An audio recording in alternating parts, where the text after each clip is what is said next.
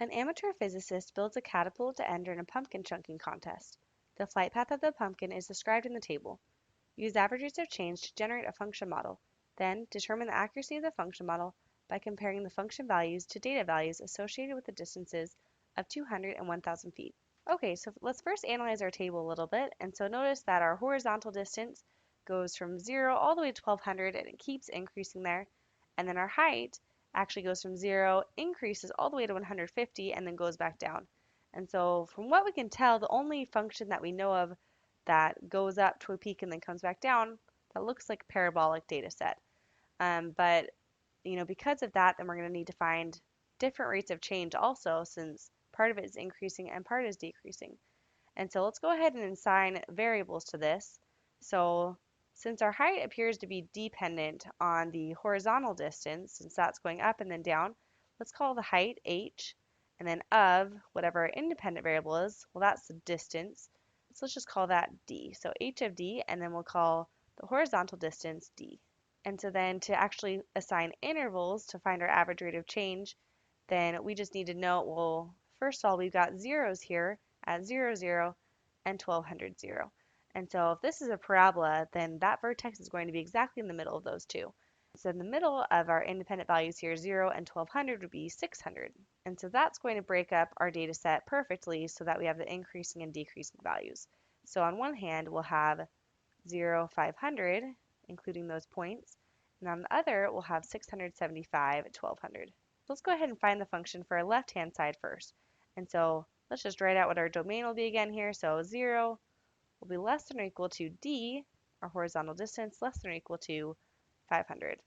And then we need to find our average rate of change. And so we know that it's going to be our last minus first dependent value and then divided by the last minus first independent value. So we'll have 130 minus 0 divided by 500 minus 0. We get 130 divided by 500, and when dividing that out, then we just get 26 hundredths. And so then our function will be h of d equals 26 hundredths d, and then plus our y-intercept, which in this case, at d equals 0, h of d is just 0. And so we can just go ahead and cut it off there and have that be our function. So now for our right-hand side, then we'd have, again, our domain 675 is less than or equal to d is less than or equal to 1200. And then our last minus first dependent, so 0 minus 150 divided by the last minus first independent, so 1200 minus 675. So then we get 0 minus 150 is just negative 150 divided by 1200 minus 675 is 625. Dividing that, then we get quite a long decimal. We get negative 0 and then 2857, etc. So let's just go ahead and round that off to the nearest thousandth. So it's 57, so we'll go ahead and round up that 5 to a 6. So then we just have h of d equals negative 286 thousandths d and then plus the y-intercept. And so here we're in a little bit of a predicament. We don't have 0 in our data set at all here. And so we need to go ahead and use point slope formula to find what the y-intercept will be. So using point slope formula, then we'll have h of d minus, and then we need to pick a point here, one of either the first or last point in our interval. So let's just pick the last one. We'll pick 1200 and 0. And so our y value, or our h of d value, is just 0 there. So it'll be h of d minus 0, and then equals our rate times d minus, and then the independent value, 1200.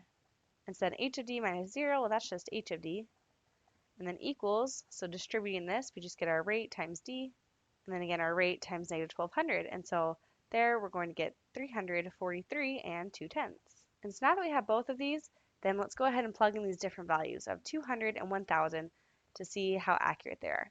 So let's just go ahead and do 1000 first, since we were just working on that interval. So 1000 is going to go in that larger interval between 675 and 1200. So plugging in 1000 to our function, then, putting this just in the calculator, then we get 57 and 2/10. And so this is going to be compared with, at 1,000 feet, we actually have 100. And so, that's actually quite a bit smaller than what it projects there. And if we think about it, it does make some sense, since this is a parabola. These are actually linear functions that we estimate with average rate of change. And so that's really not accounting for the fact that it increases much more rapidly as it approaches our vertex. And so there's that one. And let's go ahead to the other side and plug in 200 since that falls in the interval between 0 and 500. So h of 200 equals 26 hundredths times 200. So multiplying that out, then we get 52. And so we're going to compare that one in our table at d equals 200. We actually have 60. And so that is a little bit smaller. It's not quite as bad or quite as off as the 1,000 feet, but it still does underestimate a little bit. And so now that we've found our functions and we've also just seen how close they are to the real values, let's go ahead and summarize our answer. Let d represent the horizontal distance in feet of the pumpkin and h of d represent the height of the pumpkin in feet. Since the zeros of the approximately parabolic data occur where d equals 0 and d equals 1200, the vertex occurs approximately where d equals 600. Therefore, the left-hand interval for a function model generated by average rate of change is 0, 500, and the right-hand interval for a function model generated by average rates of change is 675, 1200. h of d equals 26 hundredths d for 0 is less than or equal to d is less than or equal to 500, and h of d equals negative 286 thousandths d plus 343 and 2 tenths for 675 is less than or equal to d is less than or equal to 1200. h of 200 equals 26 hundredths times 200 equals 52 feet.